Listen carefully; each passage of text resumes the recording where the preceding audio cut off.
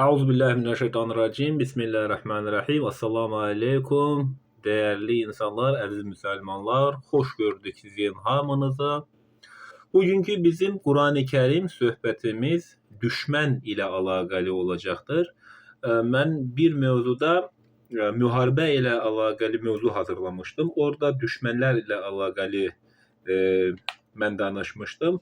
Bugünkü söhbətim bizə düşmən olan nə varsa bu ilə əlaqəli olacaq. Qısa bir başlıq belə deyək. Düşmən deyiləndə insan özünə və dininə kim zərər yetirirsə o bilin ki sizin düşməninizdir. Birinci insanın düşməni şeytandır. Allah Teala Kur'an-ı Kerimdə bir neçə dəfə şeytanın adımlarıyla getməyin, o sizə düşməndir.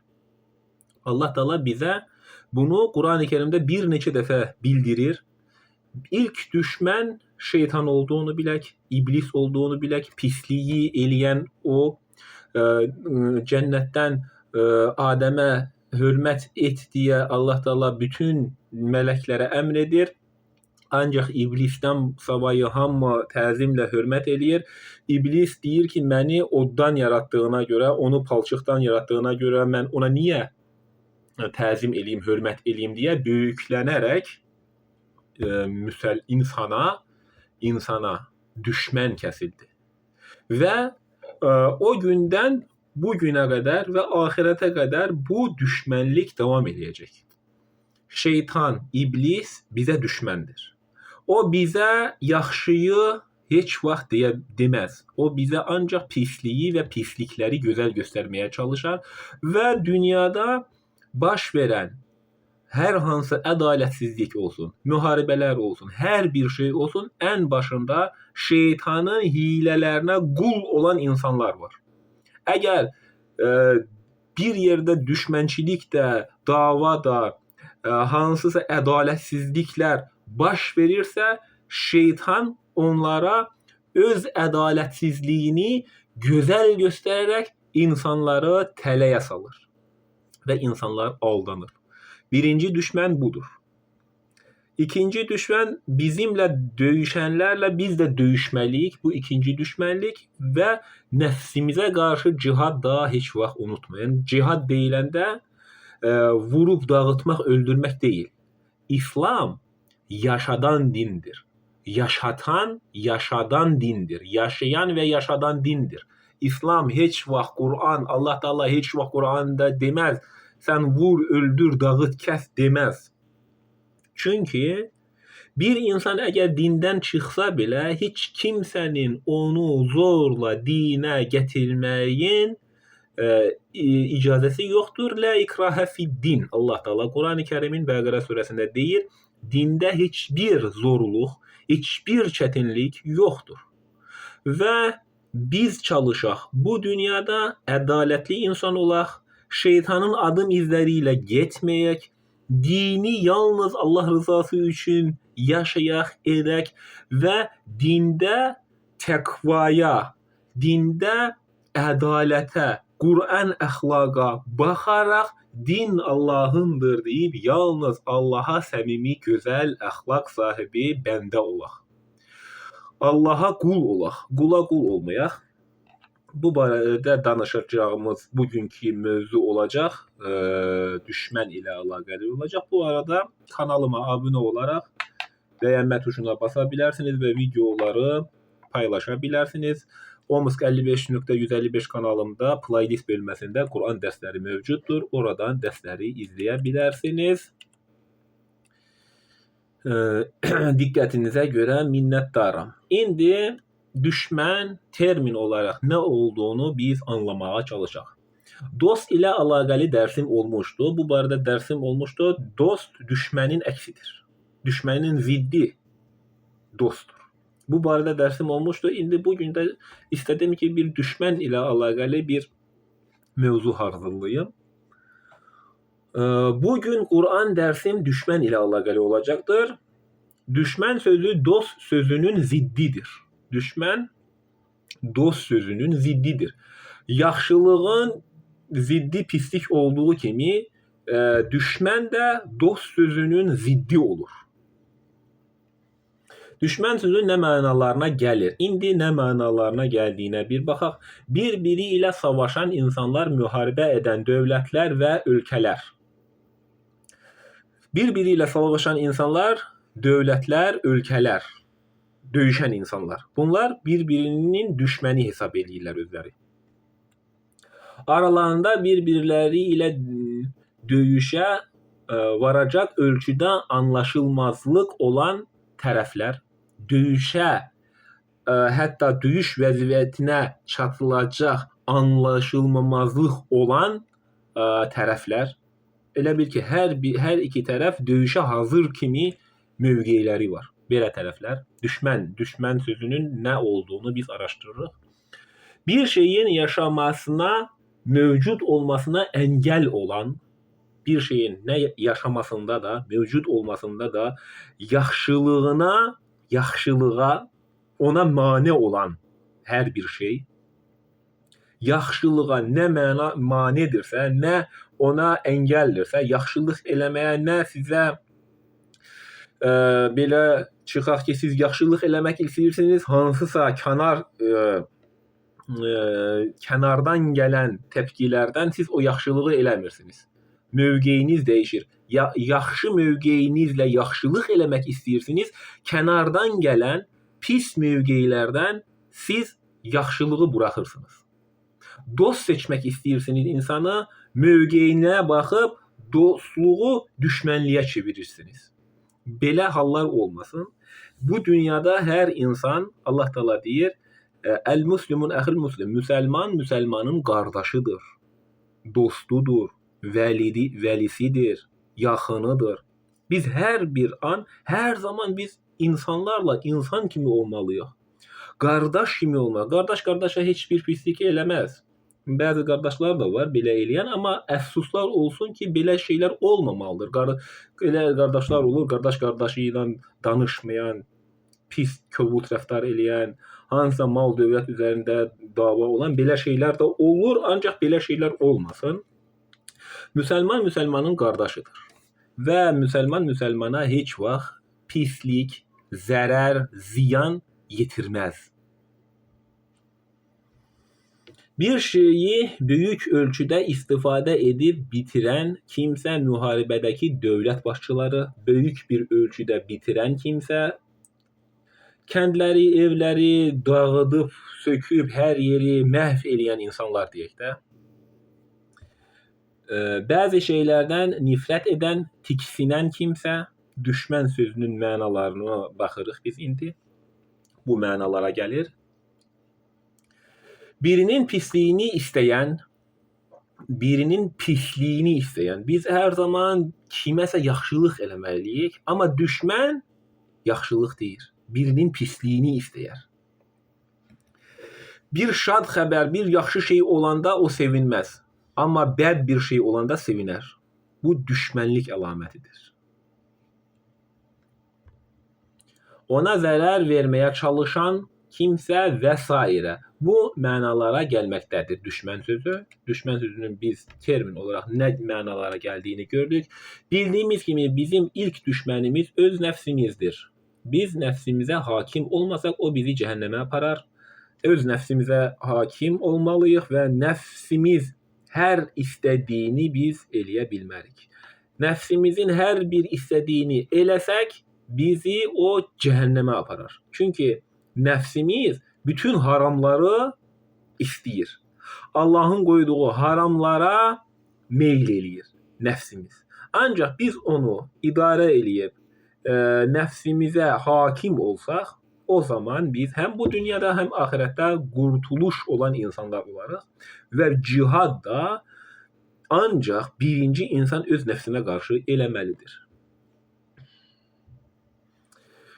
Birinci cihad nəfsə qarşıdır, bunu biz bildik. Allahın haram buyurduğu şeyləri nəfsə xoş gəlir deyə özümüzə halal eləməyək. Bəzi insanlar içkini içir, deyir ki, nəfsə xoş gəlir, haramdır, amma içirəm.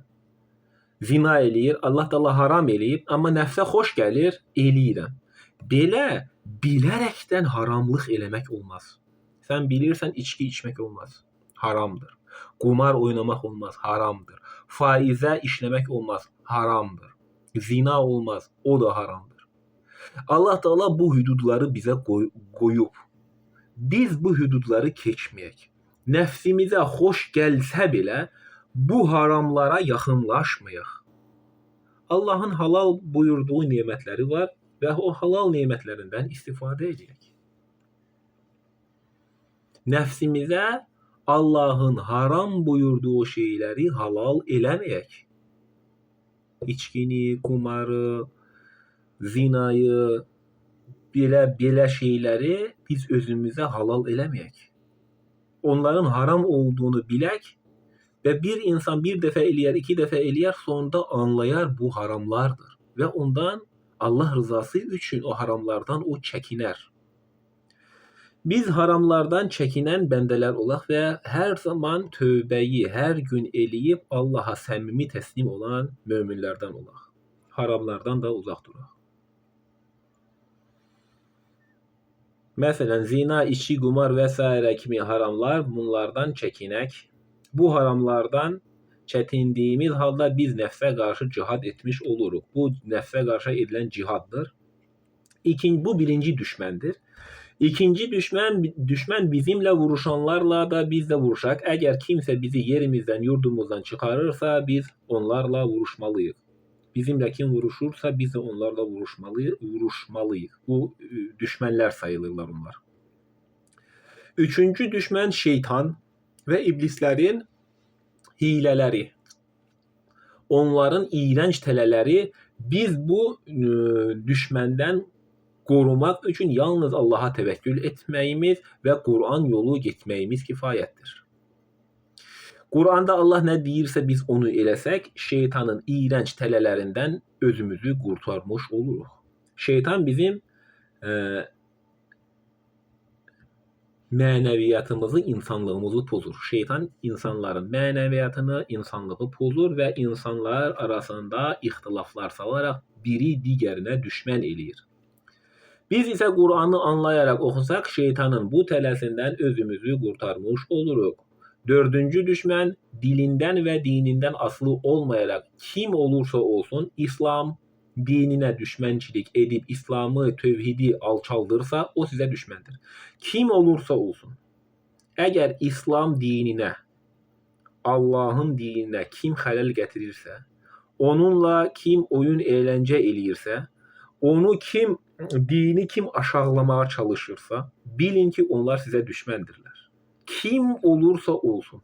Burada artıq dinin, dilin, insan bədəninin rənginin asılı olmayaraq kim İslam'a düşmənçilik eləyirsə o sizin düşməninizdir. Kim olursa olsun. Quranda bunların Hristiyan, Yahudi və İslam'a zid insanlar olduğunu vurğulayır. Yahudilərdən də, Hristiyanlardan da və digər insanlardan da İslam dininə düşmənlər olanlar olacaqdır. Onların İslam dininə yaxşı olanlar da var, pis olanlar da var. Allah Teala o kişi deyir ki, hər bir insanın belə qövmlərində yaxşı insanlar da var, pis insanlar da var. Mənəviyyatı gözəl insanlar da var, ölmüş qəlbləri olan, imana yer qalmayacaq şəkildə qara qəlblər olanlar da var. Bunlar, belə insanlar qula qul olanlardır və Qur'anı anlamayan insanlardır. Biz isə Qur'anı anlamağa çalışaq. Ancaq burada qəsd olunan feil kim olursa olsun, haqqa kim batil don geyindirirsə, İslam'a kim qarşıdırsa, dini kim oyun əyləncə edirsə, o sizə düşməndir. Kim olursa olsun. Beşinci düşmən insanlığı məhv etmək istəyən terrorist və belə eyləmlər həyata keçirən insanlar, bunlar sizə düşməndir. Terroristlər, insanları öldürənlər, bunlar da bu eyləmləri eləyən insanlar sizə düşməndirlər. Bunlar düşmənlərin növlərini biz öyrəndik. Belə bir şey də əlavə eləmək istədim. Peyğəmbərin ümmi olması, yəni onun yazıb oxuya bilməməsi kimi anlayışlar el arasında gəzməkdədir. Peyğəmbərin ümmi olduğunu deyərək onun oxuma yazma olmadığını qəsd eləyən bəzi insanlar var. Ancaq Qurani-Kərimdən biz baxanda Allah Taala həm Adəm peyğəmbərə, həm Muhammedə qədər olan bütün peyğəmbərlərə qələmlə yazmağı öyrətdiyini deyir. Onlar qələmlə yazmağı bilirdilərsə, onlar oxuya da bilirlər. Allah Taala onlara bütün elmləri öyrədib, Quranı öyrədib, hikməti verib. Hikmət də Quranı açıqlama metodudur. Əgər Allah Taala həm Muhammedə, həm Adəmə, həm digər peyğəmbərlərə bunları verdim deyirsə, indi bizim Muhammed peyğəmbərin o ümmi idi, o oxuma yazma bilməyən insan idi kimi anlayışlar Qurana ziddir ya yox? Artıq özünüz düşünün. Allah bütün nəbilərə vəhiy və hikmət verib. Hikmət Quranı açıqlama metodudur. Bir insan əgər oxuyub yaza bilmirsə, bu metodu necə insanlara izah eləsin? Peyğəmbərin ümmi olduğunu deyirsiniz. O oxuma yazma bilməyən insan idi. O vəhiy gələndə ümmi olan bir insan belə anlayışdasınızsa, oxuyub yaza bilməyən insan necə o vəhiy insanlara danışsın, yazsın, yazdırsın? Peyğəmbərin dövründə bu kitab yazılmağa başlanıb. Peyğəmbərin dövründə peyğəmbərə vəhiy olunurdu və o anda ürəyinə onun yazılan o vəhyi o əshablara danışırdı və əshablar da bütün Quranı qeyd edirdilər. Peyğəmbər hər şeyi bilən insan olub. Hər şeyi anlayan insan olub. Dövlət başçısı, prezident kimi insan olub Muhammed peyğəmbər. Bunları niyə danışmırsınız? Məkkənin az bir vaxtda dövlət başçısı, ordunun da başçısı adam olub. Biz bunları rəvayətlərdən görürük. Niyə heç bir insan bunu demir? Onun ümmi olaraq heç nə bilməyən insan, ac, susuz, yoxsul, namaz qılaraq ayaqlarını şişən, qarnına daş bağlayan, belə təsvir eləyirsiniz Peyğəmbəri. Ya da ilahlaşdıraraq ondan yardım istəyirsiniz. Ya anlayışınız səhv olar, belə etdiyiniz halda, ya da Peyğəmbərin kimliyini, onun necə insan olduğunu bilməməyinizdən irəli gələn bir şeydir. Bu da Qurandan uzaq olan insanlar olur. Bu dünyada ən çox oxunan kitab Qurani Kərimdir. Ancaq anlamayan dilində oxuyan kitabdır. Çox az bir qismində müsəlmanlar Quranı anlayaraq oxuyurlar. Dünyada olan bütün müsəlmanlar 88% müsəlmanlar onu anlamayaraq oxuyurlar. Ərəbcəsi musiqi ilə belə avazla oxuyurlar. Hamı da deyir ki, mən savab qazanmaqdan ötürü oxuyuram mən bunu. Hamı savab peşindədir. Kimsə deyib ki, hansısa uydurma din anlayışında olan insan deyib ki, sən Quranı oxu, savab qazan, gerisini düşünmə. Belə anlayışda olduqlarına görə müsəlmanlar da ağıllarını işlətməyib, həmən uydurmanı danışanın dalınca gedib Quranı musiqi ilə, ərəblə anlamayan dildə oxuya gedirlər. Bayaq dediyim kimi yenə də təkrar edirəm, bu dünyada ən çox oxunan kitab Qurani Kərimdir. Acı bir həqiqət də odur ki, anlamayaraq oxuyurlar. Anlasalar dini, İslamı, Allahın deyərlər və yalnız onlar Allaha qul olarlar. Qula qul olmazlar. Anlamaq istəməməklərindən irəli gəlir. Mənim fikrimcə, niyə? Quranı anlayan insanlar da var, onlara böyük hörmətim var. Anlamaq istəməyən insanlar deyirəm mən. Məsəl üçün, Quranı sən niyə anlamaq istəmirsən? Tərcümə səhvləri var deyəcəksən. Tərcümə səhvləri var. Araşdırıb, baxıb, öyrənə bilərsən. Vaxtın var o qədər. Allah Taala deyir, dünyada insanları yaratdıqdan sonra sizin üçün müəyyən qədər vaxt qalmaq üçün, barınmaqdan ötürü bu dünyada bizə yer hazırlayıb. Bu dünyadayıq, biz burada yaşayırıq.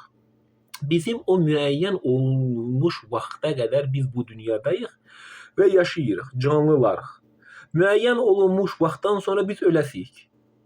Biz ölənə qədər niyə haqqı batildən ayırt eləmək üçün, Allah rızası üçün Qur'anı anlayan dilində oxumaq istəmirik?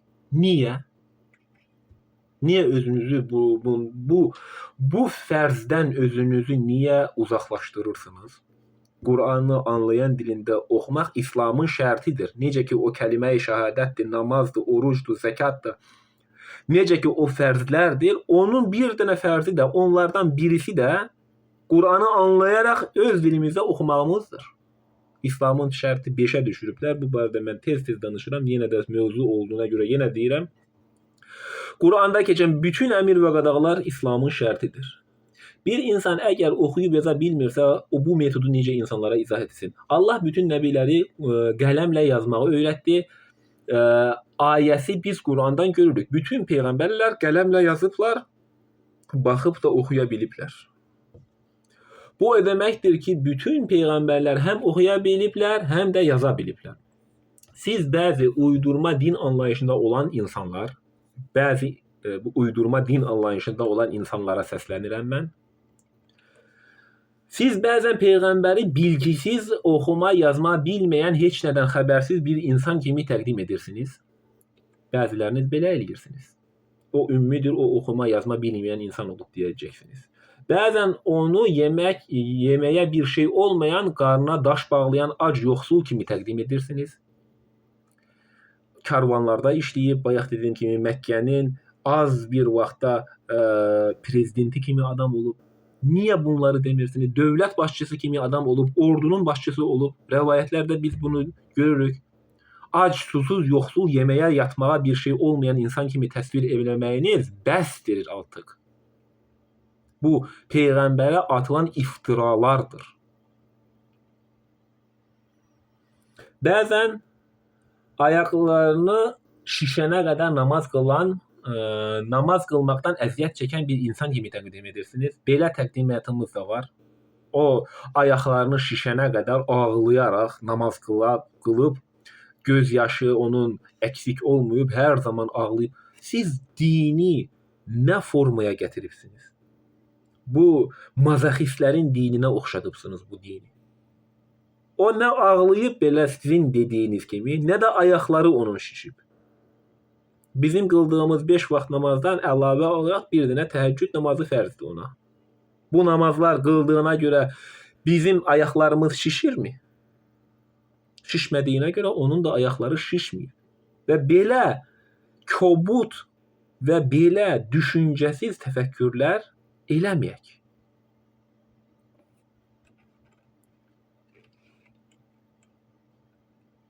Və hətta ifrata vararaq onu ilahlaşdırıb ondan yardım, şəfaət və kömək də diləyirsiniz. Bəzən onu aşağı düşürürsünüz, alçaldırsınız. Yeməyə bir şey olmayan, qarnına daş bağlayan, ayaqlarını şişən, əziyyət çəkən insan kimi təqdim edirsiniz. Bəzən alçaldırsınız. Bəzən də onu yuxarılara qaldırırsınız, ilahlaşdırırsınız. Şəfaət ya Muhammed, yardım mən Muhammed, qiyamətdə mənə kömək et deyə ya Muhammed deyərək onu ilahlaşdırırsınız.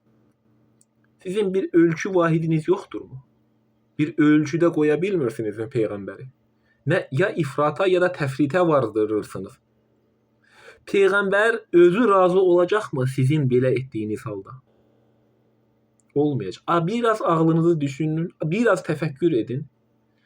Gah ilahlaşdırırsınız peyğəmbəri, bəşəri, insanı, gah da onu alçaldırsınız.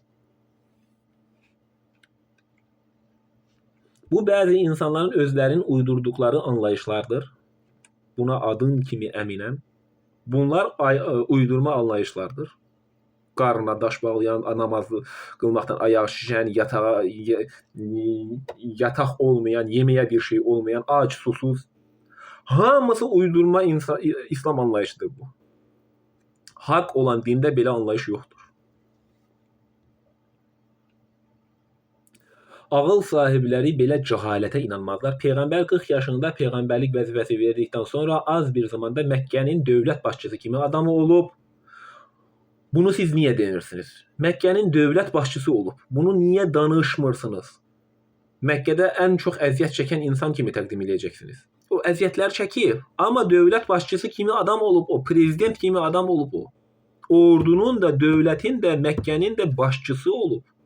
O başçı olan insanın yeməyə bir şeyi, içməyə bir suyu, yatmağa bir yatağı olmazmı?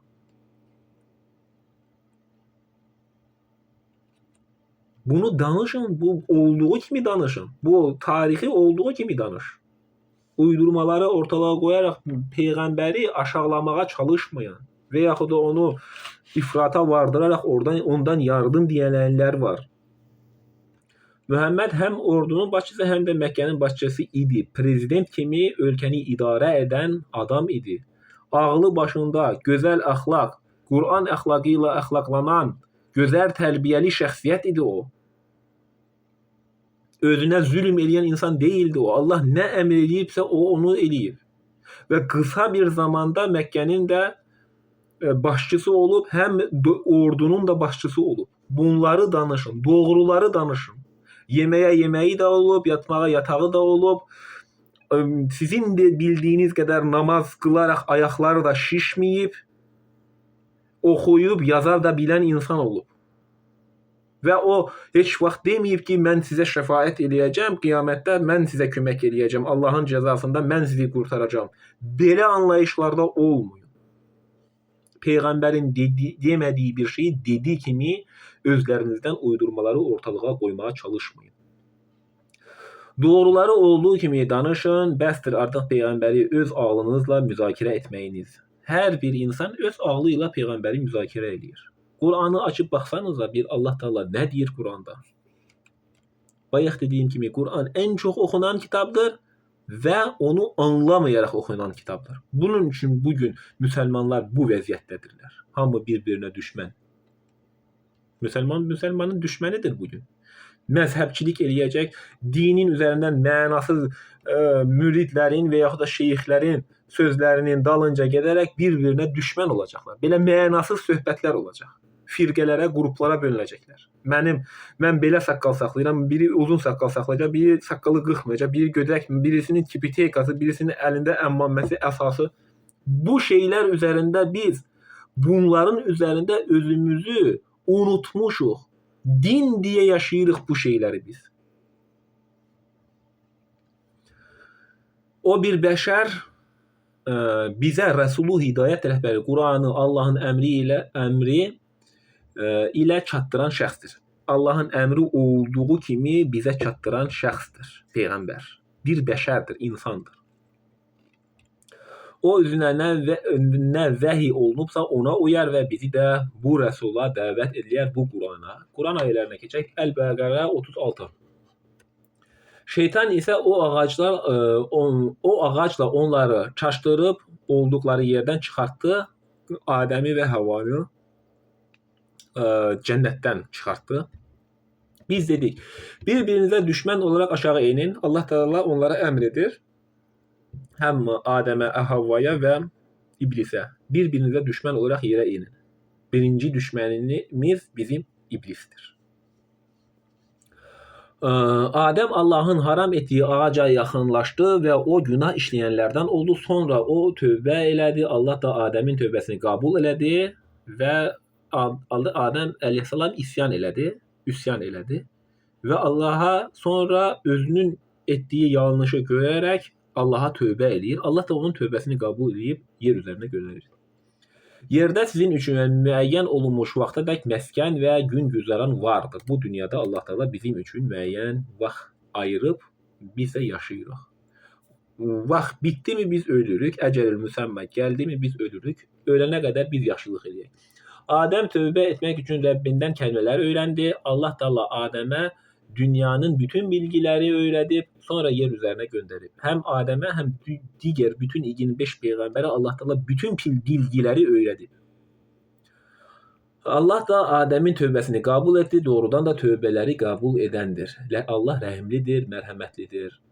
Necə günah işləmişsinizsə keçmişdə qalsın, keçmişə baxmayın, o günahı bir daha işləməyin və tövbə eləyin. Siz ne eləmişsinizsə artıq unudun. Etdiyiniz günahları unudun. Artıq sabahı düşünün ve bugün günahınıza göre, ettiğiniz o dünənin günahına göre bugün tövbe eləyin. Artık sabahtan sonra o günahı yeniden işlemeyin. Ve o günah ile alakalı sizde narahatçılık olmasın. O artık keçib. Bir daha o günahı işlemeyin. Ne olursa olsun. De Cebrail'e düşmən olan kəs bilsin ki Allah'ın izniyle Kur'an'ı özünden evvelkileri təsdiqləyən, müminlərə doğru yol göstərən və müjdə verən bir kitab kimi sənin qəlbinə o nazil etmişdir. Kim Allah'a, onun mələklərinə və elçilərinə, Cebrail'a və Mikail'ə düşməndirsə, şübhəsiz ki Allah da kafirlərə düşməndir. 99 Bəqərə. Biz sənə aydın başa düşülən dəlillər, ayələr nazil etdik ki, onları da yalnız fasiklər inkar eder. Allah Teala bizim anlayıb qavraya biləcəyimiz ayələri nazil edib, onları ancaq fasiklər inkar eləyər. Biz onları əgər anlamaq istəməsək, fasik oluruq. Allah Teala deyir, ayələri yalnız fasiklər inkar eləyərlər. Bunun üçün əziz və dəyərli müsəlmanlar, din məsələsində Qur'anda Allah nə deyirsə onu eləyin. Kiminsə dediyini yox. İslam danışılaraq həyata keçirən din deyil. Bu ancaq danışılaraq olmur. Bu yaşayaraq olan bir dindir. Danışaraq nə qədər insan, nə qədər bir şeyi danışa bilər. Ancaq bu danışılaraq həll olunmur məsələlər. Danışılaraq din yaşanmır. Din yaşayarak yaşanır. Din onu hayata geçirerek yaşanan bir şeydir. Allah rızası için eləyən, Allah'ın emirlerini yerine getiren bir ibadet şeklidir din. Din Allah'ındır. Ve o dini emirleri, fərzləri, sünnetleri Allah rızası için biz yerine getiririk ve biz Allah'ın rızasını kazanmaya çalışırıq. Biz çalışaq, Allah'ın rızasını daim kazanaq. Biz sənə aydın başa düşülən dəlillər, ayələr nazil etdik ki, onları da yalnız fasiklər inkar ederlər. Kim bu Kur'an'ı, Resulü anlamak istəməsə o fasikdir. Bunu Allah deyir. Kur'an'ı öz dilinizdə anlayarak okuyun. Kim bu Kur'an'ı anlamak istəməsə o fasikdir. Onun için her zaman, her dəstə daim Kur'an'ı öz dilinizdə Azərbaycan, Rus, Türk hansı dilində danışırsınızsa o dildə də Kur'an'ı okuyun. Ey insanlar, yerde olan halal ve temiz ruzilerden yiyin, şeytanın adım izleriyle gitmeyin, o sizin açık aşikar düşməninizdir. Allah Teala diyor, bu dünyada olan halal nimetlerden istifade edin. Halal nimetler de Allah Teala Kur'an-ı Kerim'de neyin haram, neyin halal olduğunu bize bildirip, Allah Teala'nın bildirdiği şekilde biz bu dünyanı yaşayak. Ve şeytanın da düşman olduğunu unutmuyor Allah Teala diyor. Şeytan bizi din adı altında aldatacak, aramızda ihtilaf ediləsi məsələləri yayacak. Çünkü şeytan bu Kur'an'ı Müslümanların əksəriyyətindən daha yaxşı anlayır. Eğer Kur'an'ı anlamasaydı şeytan insanları aldada bilmezdi. Şeytan Müslümanların əksəriyyətindən Kur'an'ı daha yaxşı anlayır. Anlamasa insanı necə aldadacaq? Anlayıp ki, doğruyu bilir ki, doğrunun əksi olarak insanlara səhvləri anladır. Ve insan da aldanır. Kur'an'da olan emirlere əks hərəkət edərək insanları haramı halal göstererek insanı aldadır o. Şeytan insanı belə aldadır. Günahları güzel göstererek insanları aldadır. Ve dinde ihtilafları yayarak insanları aldadır. Ve insanlar da şeytanın adım izleriyle gelir. Allah Teala deyir, şeytanın adım izleriyle gitmeyin deyir. Ama insanlar nedense şeytanın adım izleriyle gelirler. Eğer şeytan Kur'an'ı anlamasaydı bizi nece aldadardı? Çok güzel bir sual. Şeytan eğer Kur'an'ı anlamasaydı bizi nece aldadardı? Bilmeyen bir şeyle bizi aldadabilərdi mi o? Şeytan Kur'an'ı yaxşı bilir ki bizi aldadır. Biz də doğruları səhvdən ayırt eləməkdən ötürü Quran yolunu getməliyik ki, şeytanın o iyrənc tələlərinə düşüb müsəlmana düşmən olmasın deyə. Şeytanın o iyrənc tələlərinə düşüb müsəlmana bugün nə qədər düşmən müsəlmanlar var bir-birinə, məzhəblər, firqələrə ayıraraq, sünni şiəyə ayrılaraq nə qədər düşmənlər var. Müsəlmanın qardaşı Allah Taala dediyi halda müsəlmanın düşməni vəziyyətə dəyib. Niyə olmalıdır bu belə? Sən Qurandan, haqdan, ədalətdən söz açan kimi sənə Quran istəyəcəklər. Niyə? Niyə danışırsan? Niyə deyirsən? Nə qazanırsan bunu deyəndə? Hörmət etdiyim insanlar çoxdur.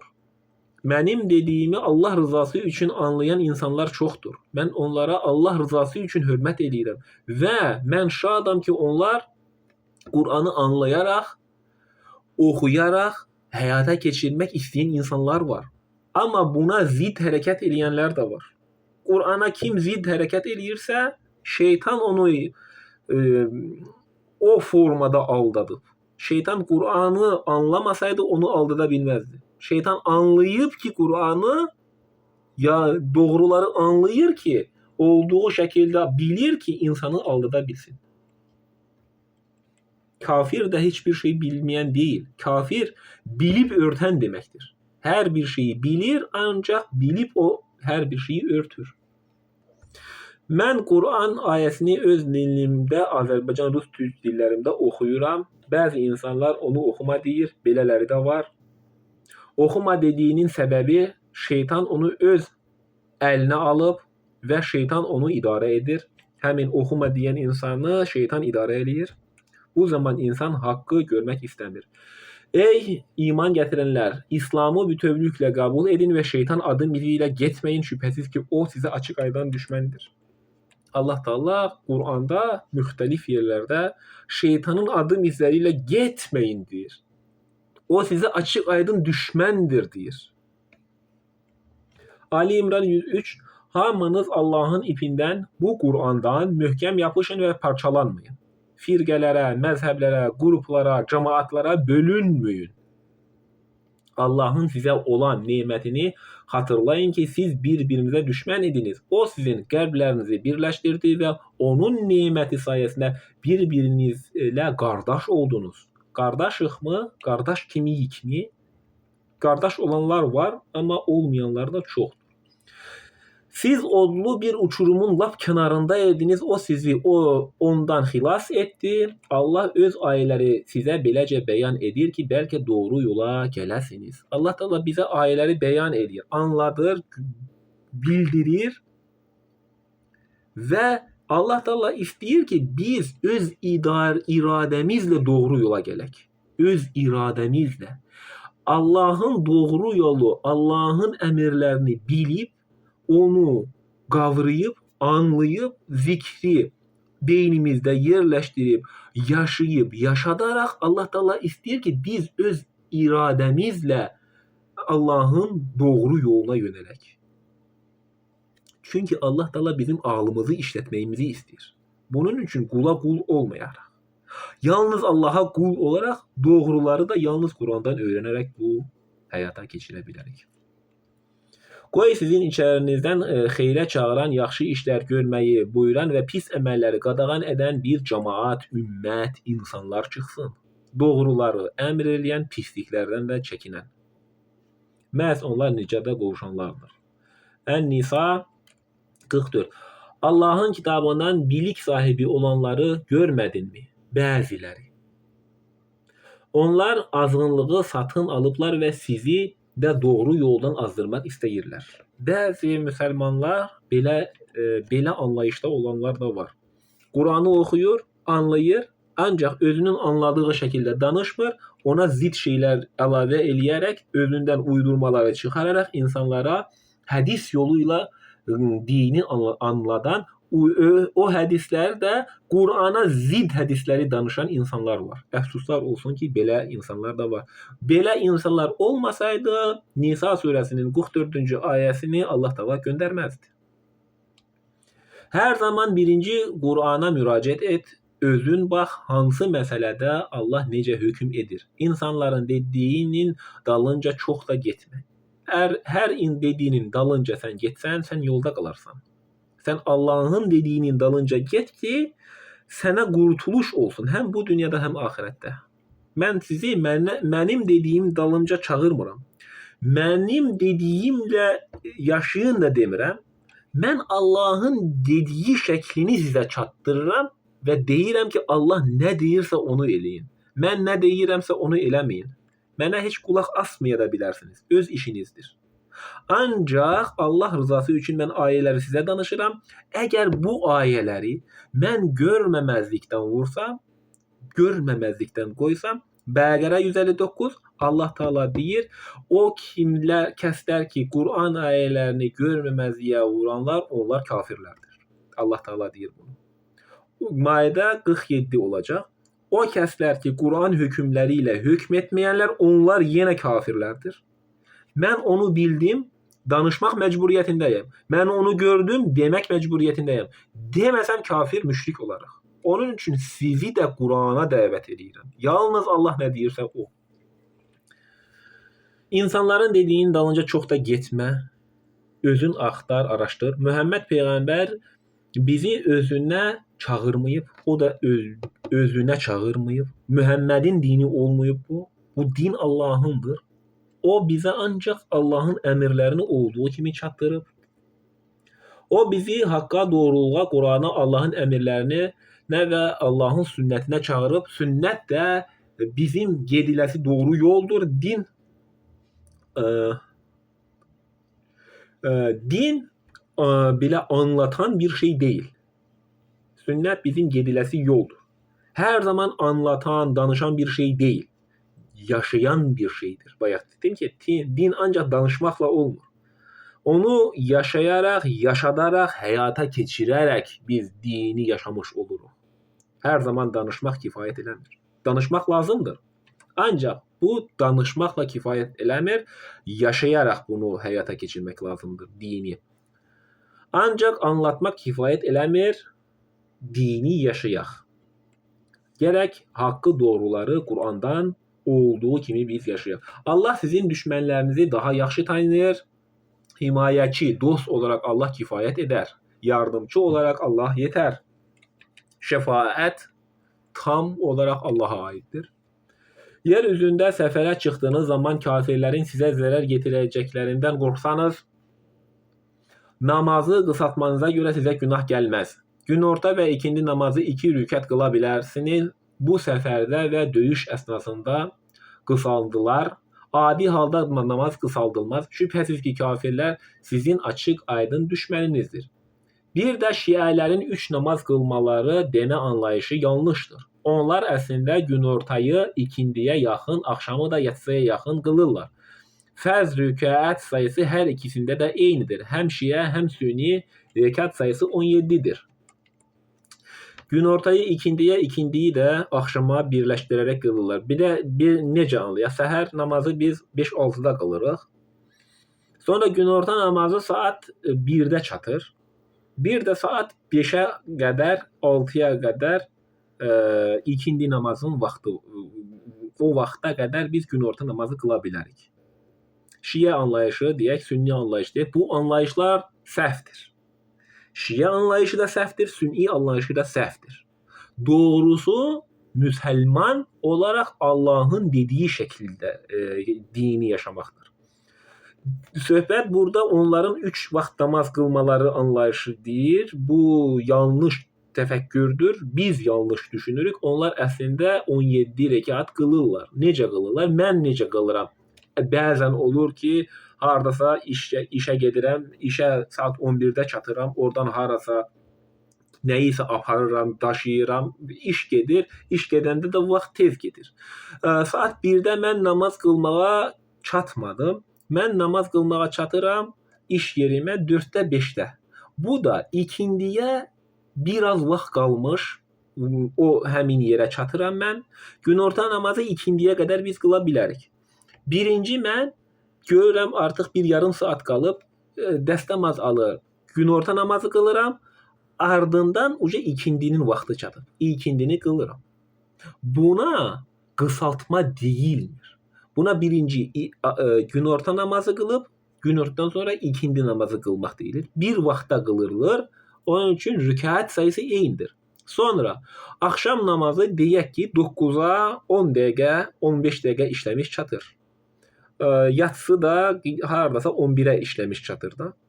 11-ə işləmiş vaxta qədər biz axşamı qıla bilərik. Yəni o yatsı namazına bir 10 dəqiqə qalmış da biz axşamı qıla bilərik. Əgər bu arada siz zanit olsanız, birinci axşamı qılın, sonra da yatsını qılın. Heç bir günah yoxdur. Namazları birləşməsində Peyğəmbər Muhammed Əleyhissalam özü də namazları heç bir səbəbsiz birləşdirərək qılıb. Və bu icazə var bunun. Hər zaman namazları birləşdirib biz qıla bilərik. Namazları qısalda bilmərik. Namazlar günorta ikindi namaz 4 rükət namazı 2 rükət qısalda bilərik ki biz o zaman biz ya savaş müharibə şəraitində olmalıyıq, döyüş olanda ya da səfərdə. Bu iki halda namaz qısaldıla bilər. Birləşdirmədə heç bir günah yoxdur. Hər zaman siz günortayı ikindi, axşamı da yatsıya birləşdirərək qıla bilərsiniz. Hər müsəlman heç bir səbəbi olmadan namazları birləşdirə bilər. Günorta namazı ikindiyə yaxın qılıb, sonra ikindi namazı qılar, axşamı da yatsıya yaxın qılıb, sonra da yatsını qıla bilər. Buna namazları birləşdirmə deyilir. Namazları qısaltma isə yuxarıda oxuduğum ayətə baxanda yalnız səfərdə və müharibədə qısaldıla bilər. Buna digər istisnai hallar yoxdur. Qısaltmada istisnalı hallar yoxdur. Birləşmədə var. Peyğəmbərin dövründə rəvayətlərə baxanda Peyğəmbərin namazları birləşdirərək qıldığını biz hədis və digər rəvayətlərdə biz görürük. Mötəbərdirlər və Qurana uyğundurlar belə hədislər. Quranda Allah Taala bunların birləşmələrində günah olmadığını bizə bildirir. Qısalda bilməyimizin səbəbi yalnız səfər və müharibə şəraiti. Qısalda bilərik. 4-ü 2 rükət qıla bilərik. Bu qısaltma sayılır. Ancaq birləşmələrində namazları heç bir səbəbi olmadan da birləşdirə bilərik. Əl-Maidə 60-da Allahın yanında cəza etibarilə bundan daha pisini sizə xəbər verilmir. Bu Allahın lənətlədiyi, ona qəzəbləndiyi, özlərini də meymunlara və donuzlara döndərdiyi şəxslər və tağutlara ibadət edənlərdir. Tağutlara ibadət edəndə Allahla arada kimisə rabitəçi tutaraq, Allahı kiməsə tay tutaraq eləsəniz ibadət, Allah Taala deyir, o dünyada onları meymunlara və donuzlara döndürəcəyəm. Onlar tağutlara ibadət etdiklərinə görə, həddi aşanlara ibadət etdiklərinə görə, kiminsə əlini öpüb başına qoyursunuz. Peyğəmbərin belə bir gözəl bir hədisi də var. Peyğəmbər heç vaxt öz əlini öpdürməyə qoymayıb. Onun belə hədisi var. Çünki o deyib ki, gün gələr bu buddistliyə insanları aparar. Peyğəmbərin əlini öpən heç bir insan olmayıb və o ona müsahidə icazə verməyib. O buddistliyə, o bütpərəstliyə insanları aparar deyə. Çox gözəl bir hədisdir. Qurana da 100% uyğundur. Belə bir hədisləri mən qəbul edirəm. İndi nə qədər insanlar var müridlərin qabağında baş əyib onların əllərini, ayaqlarını öpən? Niyə öpürsünüz? Peyğəmbər icazə vermədiyi halda siz niyə özünüzə haram şeyləri halal eləyirsiniz? Peyğəmbər bunu nümunə, Rəsul Peyğəmbər bizə nümunəvi şəxsdir. Nümunə.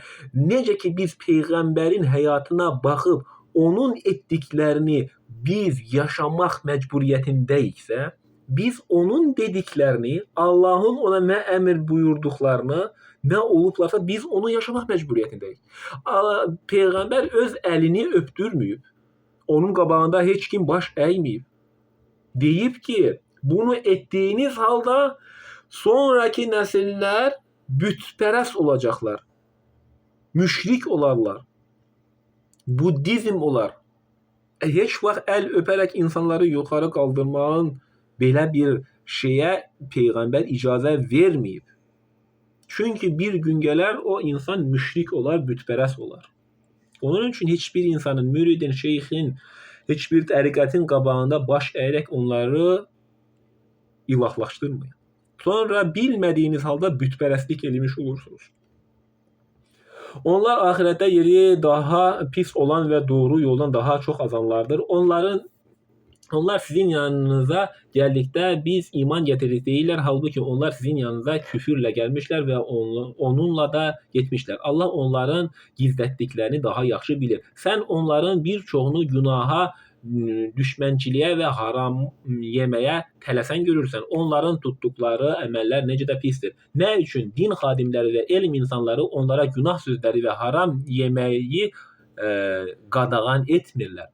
Onları necə də pis yetiştirirlər. Yahudilər və müşrikləri iman gətirənlərə qarşı düşmənçilik edən insanların ən pisi olduğunu görəcəksən. Yahudilər və müşriklərin misal deyir Allah Teala. Məsələn, Yahudilərin Qəzzədəki silahsız insanları öldürdüklərini biz görürük. Müşriklik eləyir, İslama düşmənçilik eləyirlər Yahudilər.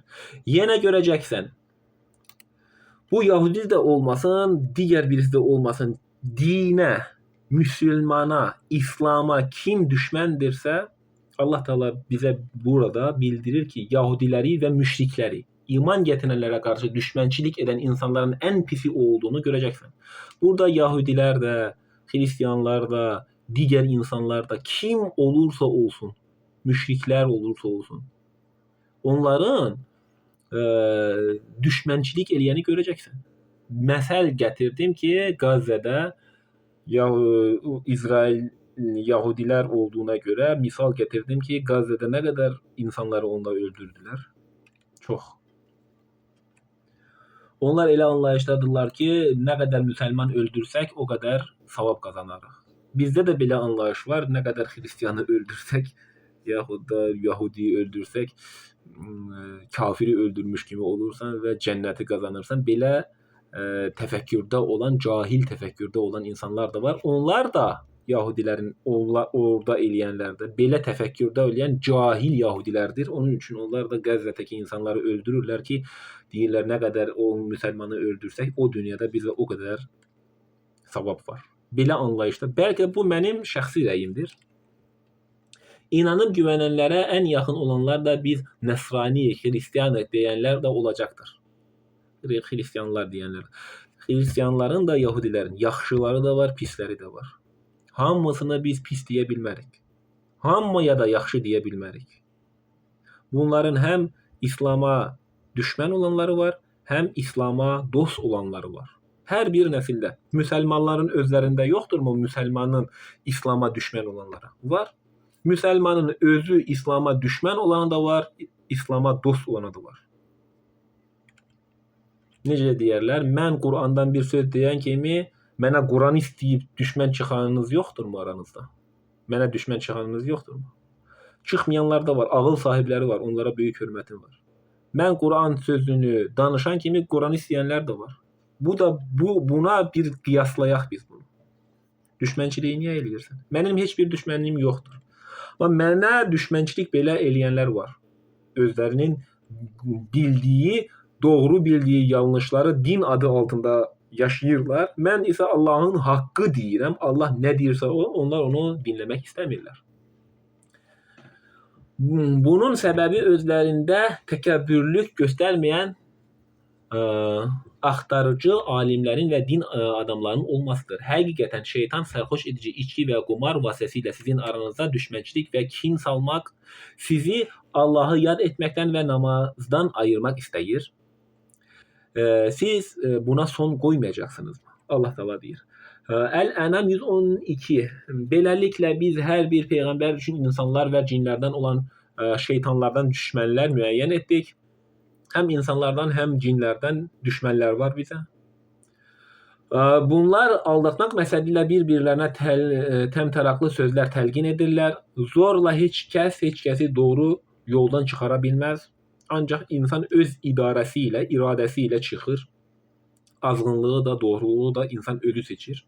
Əgər Rəbbinin tərcihi fərqli olsaydı, onlar bunu etməzdilər. Çünki bu dünya imtahan həyatıdır. Onları uydurduqları şeirlərlə birlikdə tərk et. Bu ona görədir ki, ahirətdə inanmayanların ürəkləri təmtəraqlı sözlərə meyl etsin, bundan razı qalsınlar və gördükləri pis işləri bir daha görsünlər. Əl-Əraf 22.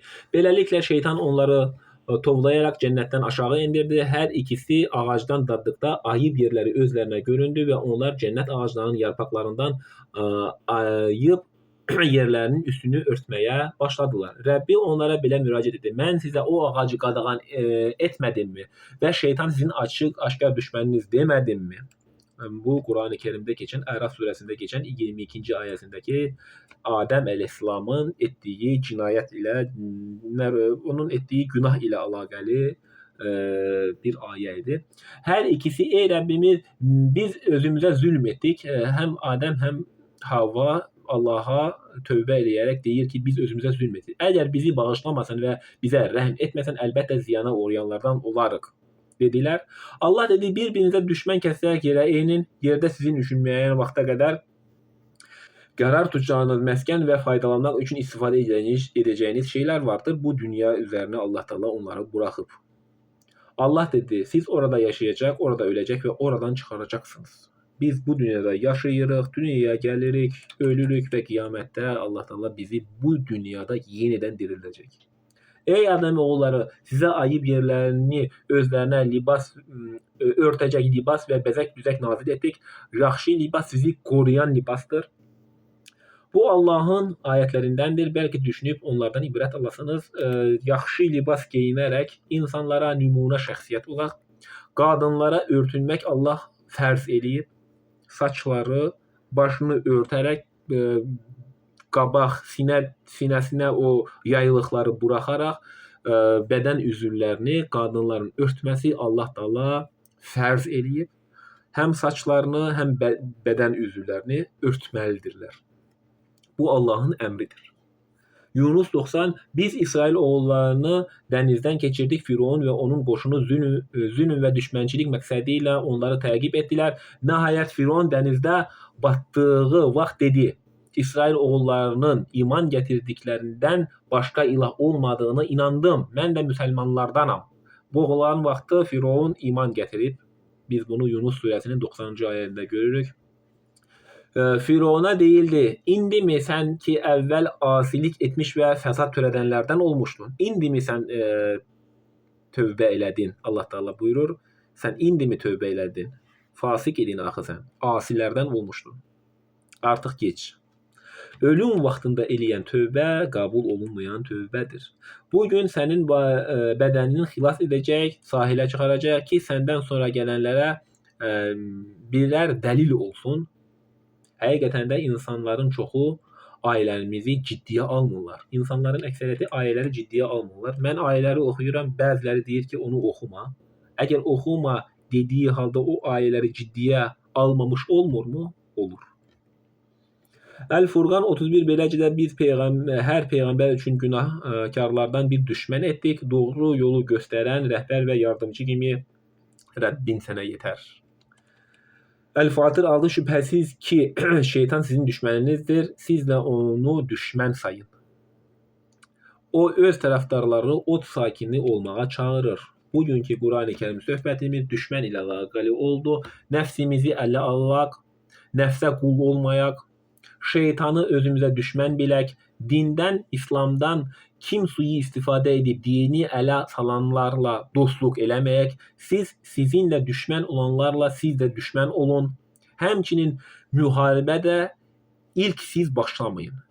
Heç vaxt müharibəyə siz başlamayın, siz müdafiə mövqeyində olun. Sizə kim hücum eləyirsə siz də döyüşün onlarla. Siz birinci döyüşə başlamayın, Allah Teala deyir. Siz hər zaman müdafiə mövqeyində olun, hər zaman düşünərək hərəkət edin, hər sahədə həm dünya həm də axirət üçün. Düşüncəsiz bir təfəkkür olmasın. Danışanda da sözü ağır şəkildə deyil, gözəl anlayışla, ədalətli şəkildə söylə. Dostunu düşməndən ayırt et. Etibarlı insan ol, Allah bu dini doğru yaşayanlardan və doğruları insanlara çatdıran gözəl əxlaq sahibləri Allah Teala eləsin. Və aleykum və salam və rəhmətullahi və bərəkatuhu. Sağ olun, var olun. Söhbəti dinlədiyinizə görə minnətdaram.